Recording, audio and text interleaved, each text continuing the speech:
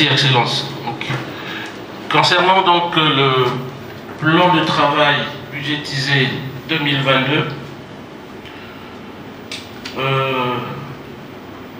déjà, nous voulions vous rassurer, mesdames et messieurs les membres du comité de pilotage, que nous avons eu une méthode très participative parce que toutes les parties prenantes ont été retrouvées en atelier isolé pendant 3 jours, avec comme document source, je vais nous revêtir le draft du PANS, et que le choix a été fait de façon collégiale. Alors, diapo. La question qui a été soulevée tout à l'heure par le conseiller à la santé, malheureusement cette diapositive, nous l'avions placée au niveau de la présentation du plan de travail budgétisé. Il s'agit des données clés du projet. Disons que le REDIC 4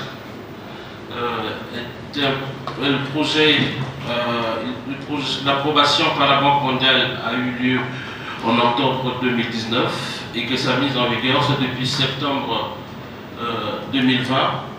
La date de clôture est prévue pour 31 juillet 2024, soit donc 5 ans et 9 mois d'exécution pour un montant de 15 millions. Comme je disais que c'est un projet régional, en Angola, Congo, RCA, RDC et Tchad, nous avons une coordination pour les 5 pays qui est logée au niveau de la CAC à Libreville. Donc il y a une unité gérée par la CAC à Libreville. Et au 31 décembre, le taux de décaissement cumulé était de 2,55 millions de dollars. C'est là où il faut faire la différence avec les 27% de l'exécution budgétaire, c'était celle des 6 mois, 7 mois de 2021. Ici, il s'agit du taux cumulé pour le budget. Ça nous fait donc un taux global de décaissement de 17%.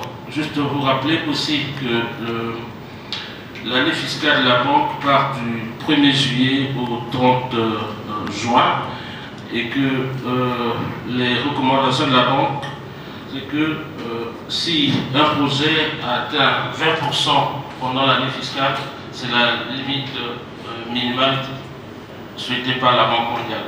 Et au 31 décembre, nous étions donc à 17%.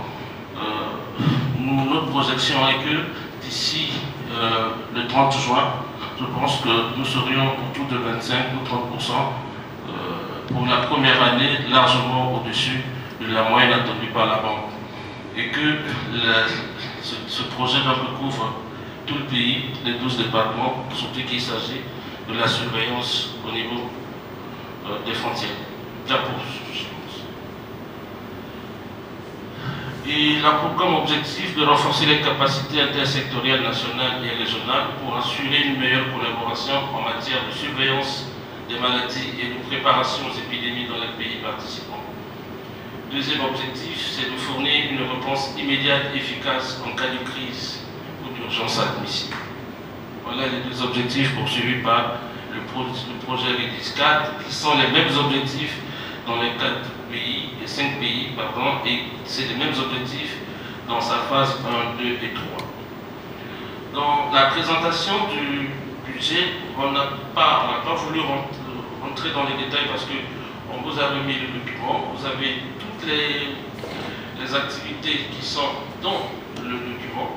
Nous avons présenté juste le résumé du budget par composante. La composante 1, la première composante, le budget prévisionnel pour 2022 est de 3 011,75 000, soit 60,5% du budget total. Et cette composante, c'est la plus grosse parce qu'elle regroupe dans sa sous-composante 1 le système de surveillance au niveau des points d'entrée. Et il est prévu dans le budget que vous avez avec vous, les travaux de réhabilitation au niveau de certains points d'entrée, ce qui fait un peu plus de consommation du budget. C'est également le cas de la sous-composante 3 qui fait la partie diagnostic. Et ici, le diagnostic, le 1,824 milliard, ça a à peu près cet argent est plus utilisé au niveau du laboratoire national parce qu'il est prévu la construction d'une antenne départementale à Pointe-Noire du laboratoire. Au moment où nous présentons ce travail, l'architecte recruté est en train de finaliser les études techniques que nous pourrions passer probablement à la deuxième phase d'ici là. Il est prévu également de faire pratiquement le même travail, ça sera une réhabilitation au niveau du laboratoire vétérinaire et également acquérir des équipements au niveau du laboratoire vétérinaire. Ce qui fait que cette sous-composante est la plus grosse en termes de consommation du budget 2022. La deuxième sous-composante, elle est à 305 millions. Elle est à 305 millions, la suivante, ça ne pose pas trop de problème. Il est là par sous-composante 6,7%. D'accord. Les deux dernières composantes qui représentent donc celle de la formation, la composante 3 au niveau de la sous-composante 2, ici où nous nous retrouvons maintenant avec les fonds, on parlait tout à l'heure sur la formation des étudiants au niveau de la RDC, ça nous passe donc à 6,5%. Et enfin, la composante 4 qui fait la composante sur le fonctionnement de l'unité de gestion et de suivi-évaluation au niveau de gestion plus plaidoyer. Donc, cette composante est à 19,8%. Je voulais aussi, c'est un peu par rapport à l'intervention tout à l'heure du conseiller à la santé sur cette composante 3, dans sa répartition d'activité, il y a deux grands groupes. La sous-composante 1, c'est le fonctionnement de l'unité, et la sous-composante 2, ça fait plus suivi évaluation du projet. Voilà. Ce qui fait que pour le budget prévisionnel 2022, nous avons un total de 4 530 317 300 000 francs CFA. Dans le cadre de la programmation en termes de projet, l'idéal, c'est que nous ayons reçu ce budget et nous allons le voir tout à l'heure quand on parlera de la passation de marché. On doit avoir au moins la passation de marché supérieure à 60%. Je vous remercie.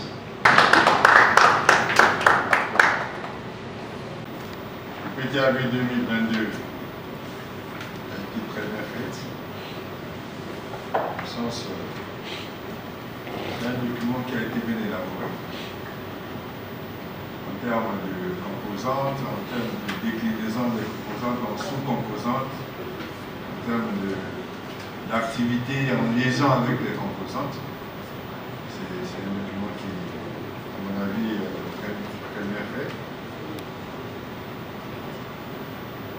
Mais est-ce qu'il y a des questions par rapport aux premières composantes? Deuxième. Merci, merci Monsieur le ministre. Je voulais juste relever, je ne sais pas, je préfère poser la question, parce qu'on parle d'une seule santé, et dans le cadre de la formation des personnels de santé qui sont allés à Kinshasa, je voudrais savoir est-ce que il y a des représentants de la force publique parmi ce personnel. Le processus de recrutement était clair. Les échanges avec l'école de santé publique étaient que c'est un processus de recrutement compétitif. Donc, les termes de référence ont été élaborés, publiés dans les journaux, affichés, et c'est les intéressés qui ont postulé, donc sur la base d'abord de leur CV et puis d'un test écrit que les candidats ont été retenus. Donc là-dedans, on n'avait pas de profil des militaires ou non, c'était pas exclu.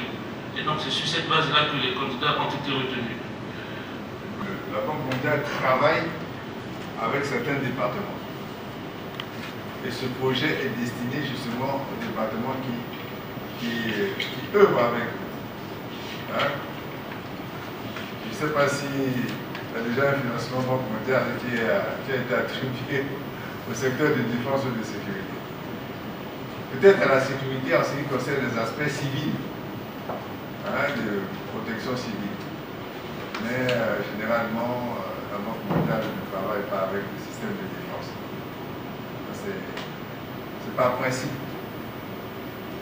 Parce que j'ai déjà été confronté à cela en montant des projets au niveau des Nations Unies et cette réponse m'avait été donnée.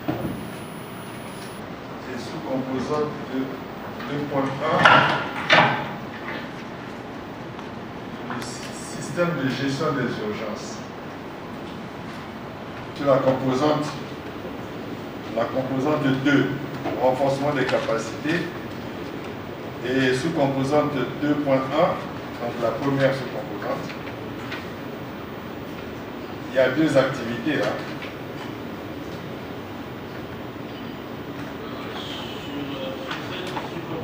Nous avons l'activité, on a 3 activités, 1, 2, 3.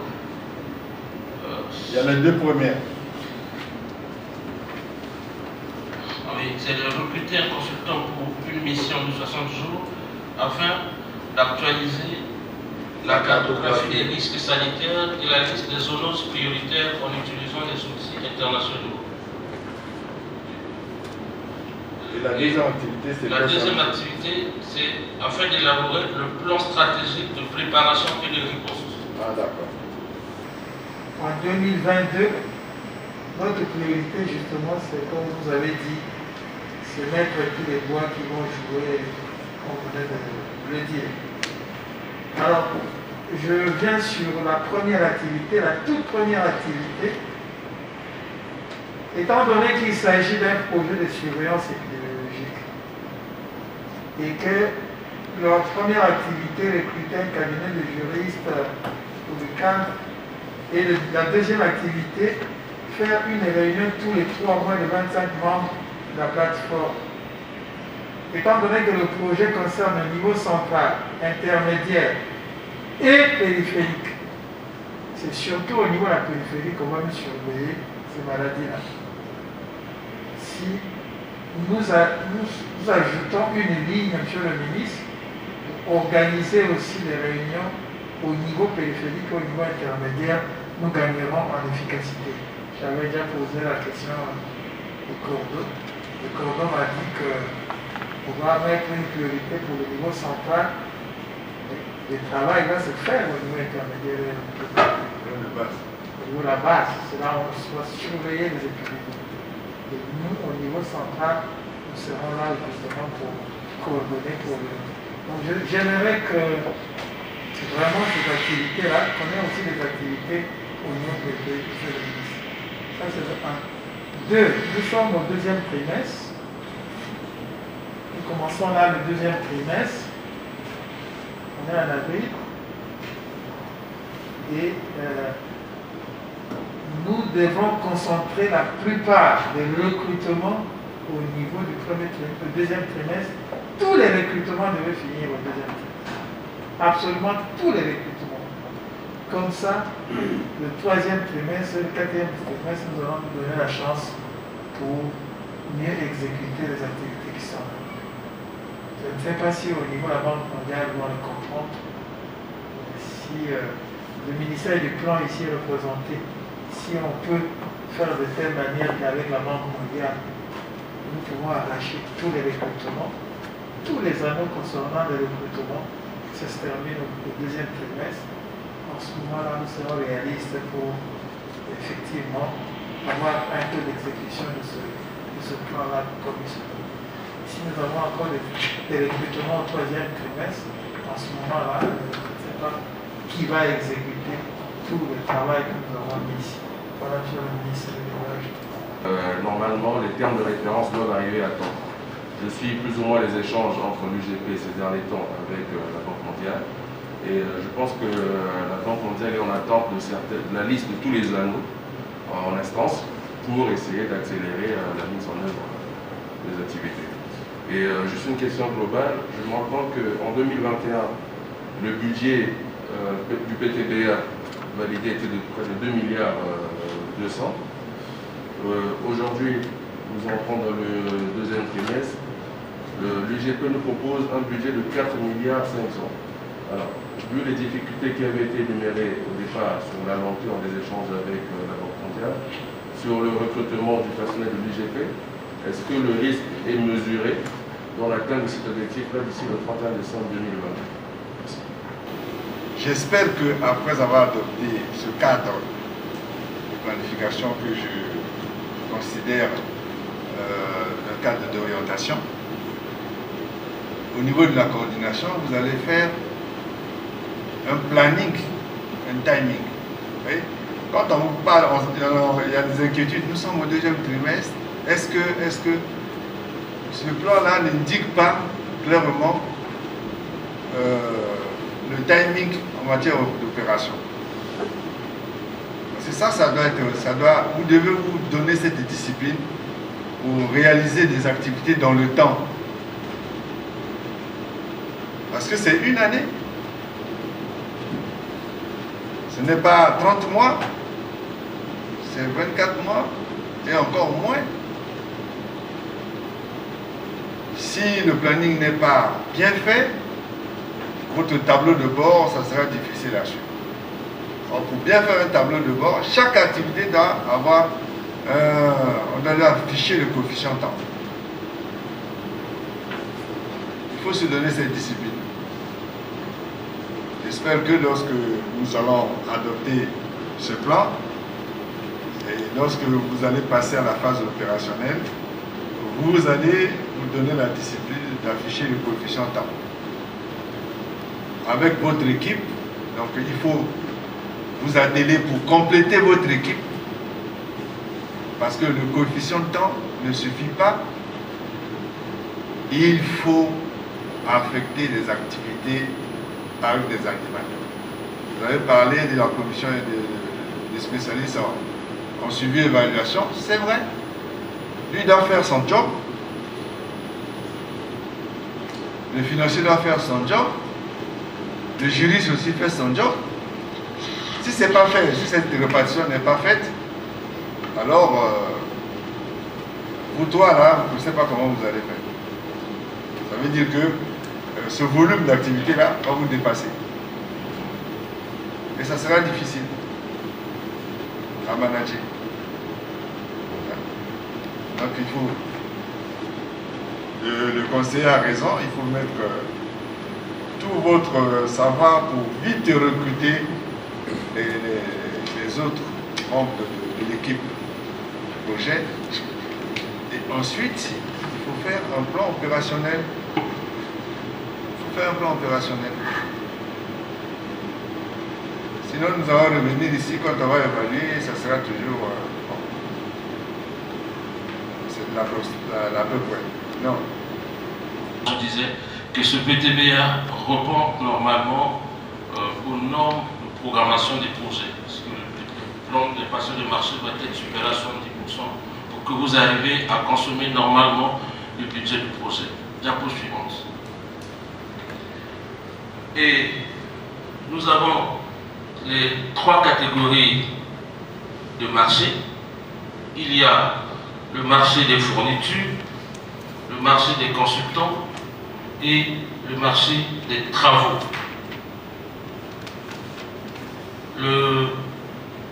La grosse part des marchés reviennent aux fournitures, qui représente à peu près 1 790 432 700 francs CFA. Ensuite, c'est les travaux, qui sont à 835 millions de francs CFA.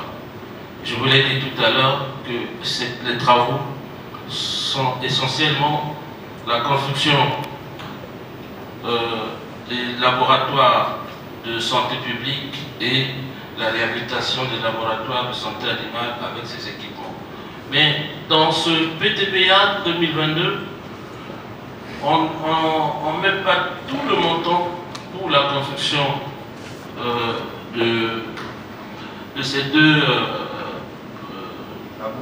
laboratoires, il s'agit de mettre ici juste le pourcentage qui peut être décaissé en 2022. Si nous prenons l'exemple du laboratoire national de Pointe-Noire, on peut dire que nous avons les travaux techniques. Le consultant qui fait les travaux techniques, il faut le payer, lui peut-être payer à 100%. Par contre, si on arrive au niveau de la construction, nous ne pourrons pas budgétiser les 100% de la construction ici. On doit budgétiser autour de 20-30%. C'est l'avance qu'on donne généralement aux entreprises pendant la construction. Parce que si on met tout le budget ici, ça va flamber alors qu'on ne va pas payer. On sait pertinemment que cet argent ne sera pas versé. Voilà pourquoi on est autour de 835. Donc sinon, ça devrait être plus. Alors, quels sont les modes de passation dans ce plan de passation de marché 2022? Il y a essentiellement 3 aussi. Bien regrouper tout ce qui est fourniture, ça sera des demandes de cotation. Les consultants, ça sera les consultations restreintes, alors que au niveau des travaux, les montants sont tellement importants que ça sera des AON, donc des appels d'offres nationales. Diapo suivante. Voilà. C'est les 2 diapositives qui résumaient la compréhension du plan de passation de marché. Merci beaucoup. Tout à l'heure, je parlais du plan. Je reviens sur cela. Vous voyez? Vous avez fait exprès de ne pas numéroter la liste là. Pour qu'on ne compte pas combien il y a de marchés à passer. Hein? Il y en a combien? Vous n'avez pas... Il fallait faire une colonne ici et des numéros. Vous n'avez pas mis. Si quelqu'un compte là, ça nous fait combien? Quelqu'un peut-il compter pour nous tous? Et au moment de la réalisation du PPM restreint, il y a beaucoup de marchés qui sont regroupés. Ah bon? Oui. Donc, on peut lister pour les besoins de présentation du plan. On va dire, on va acheter des ordinateurs pour telle direction, ordinateurs pour deuxième direction, pour troisième direction. On les sépare pour les besoins de présentation. Mais au moment de l'achat, les 3-4 marchés peuvent être regroupés et ça fait un seul marché. Donc, on ne regarde pas la liste comme ça, c'est des marchés qui sont regroupés au moment de l'élaboration de la stratégie de passation de marché. Entre ce plan et la passation de marché, il y a d'autres étapes que la banque nous exige. On élabore la stratégie de passation de marché. C'est un gros document encore qui sera validé entre la banque et nous. On s'accorde sur les modes de passation bien. Après, nous allons faire, on a un outil de gestion des marchés avec la banque et on part d'une base où vous évitez de programmer 10 activités dans ce document pour le bon suivi. Donc, on va faire maintenant des micro-plans de passation de façon régulière en fonction de l'évolution de l'exécution des marchés. Vous placez 3, 4, 5 marchés, la banque valide, vous les passez, après vous reprogrammez encore. Donc, ce propre préliminaire, c'est ça qui vous indique, qui vous donne les formations sur la passation de marché. Pour nous lister seulement les activités dans les marchés comme ça, il nous sera difficile à la prochaine réunion du comité pour savoir quels sont les marchés qui étaient prévus. Je sais qu'on doit avoir une cohérence entre le plan de PTAB 2022 et ce plan-là. Voilà. En ce moment-là, quand nous reviendrons ici, on va se dire qu'il était prévu de passer tant de marchés, c'est le marché A, B, C, D. Malheureusement, nous ne l'avons pas passé et ça sera plus clair pour les membres du comité. Par contre, monsieur le ministre, s'il vous plaît, si vous pouvez même faire ce regroupement-là et dire à quel moment on va le faire passer, par quelle méthode on va le faire passer comme vous avez mis là, ça sera vraiment intéressant pour nous. Et c'est bon pour le suivi des membres du comité. Je voulais ajouter quelque chose à ce qu'il a dit. Il a parlé de cohérence entre le plan d'activité et ces marchés. Voilà. Il faut une cohérence. Parce que ça, c'est la colonne moyenne pour réaliser les objectifs. Quand on fait un plan d'activité, un plan d'action, vous avez les objectifs, vous avez les activités, vous avez les moyens, vous avez les ressources. C'est tout. Oui. Donc il faut, ce que vous pouvez faire, ce que vous avez listé ici, vous les regroupez par composantes. Composante numéro 1, voilà ce qu'il faut. C'est ce paquet-là. Composante numéro 2, voilà ce qu'il faut. Parce qu'on ne peut pas ne pas coller les moyens à des activités. Il faut, pour réaliser une activité, il faut des moyens, il faut des personnels. Il faut du temps. Telle activité, telle autre activité. Pour réaliser cette activité-là, il nous faut des ordinateurs, il nous faut de ceci, il nous faut de cela. Dans la composante 2, par exemple, vous parlez d'un laboratoire. Hein, la construction d'un laboratoire national à Pointe-Noire. Vous avez dit tout à l'heure, pour la construction de ce laboratoire-là, il y a des études, il y a ceci, on ne peut pas mettre tout le montant ici parce que ça s'explique, ça se comprend. Mais il faut que ça soit lié, il faut qu'il y ait une cohérence. Sinon, comment après on va faire? Pour simplement éclairer la lanterne, je veux déjà aller dans le plan de passation de marché. Je ne sais pas comme les pages ne sont pas numérotées. En plus. Oui, il y a, je crois que c'est la deuxième feuille, la deuxième page après la page de garde. Il y a 1, 2, 3, 4, 5, 6e colonne. Il y a l'acquisition des équipements qui sont au profit de certaines structures de santé, dont des structures de santé militaires, c'est-à-dire l'hôpital central des armées et l'hôpital régional de Pointe-Noire. Et je ne vois pas ça bien. Pardon? Vous dites que c'est la deuxième page. Après la troisième page. C'est la troisième page. Sixième ligne. Oui. Oui, d'accord. Alors, donc, je voulais simplement revenir pour rappel. Le conseiller du ministre de la Santé est là.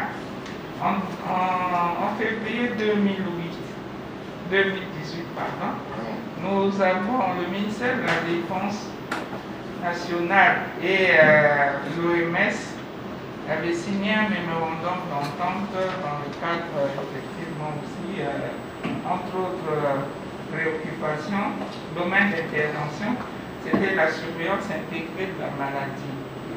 Pourquoi? Parce que la force publique a une capacité réactive du fait de la posture permanente de veille que nous avons.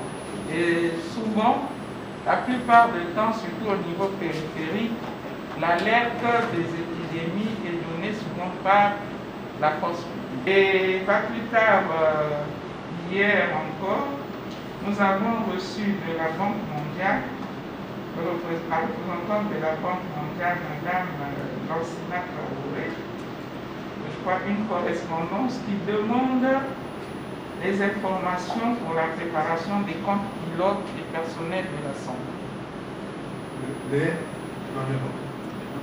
La demande pour la préparation des comptes pilotes du personnel de la santé, dont l'objectif est de permettre de générer des informations fiables sur l'état des ressources humaines dans le secteur santé en République du Congo, afin de permettre la planification, la mise en œuvre et le suivi des politiques des ressources humaines pour la santé.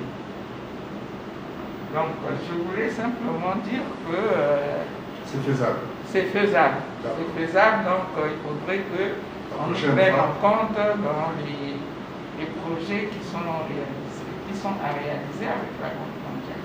Monsieur le ministre, j'aimerais rebondir sur la préoccupation de la direction des services de soins de l'armée pour dire qu'en tant que cadre de la santé, ce problème se pose. Ce n'est pas un problème spécifique au projet rédisé ou ou le projet de la banque. Le problème, c'est comment faire l'interaction, le lien entre les services de santé de l'armée et les autres services de santé. On peut estimer que c'est ça que nous avons bien travaillé.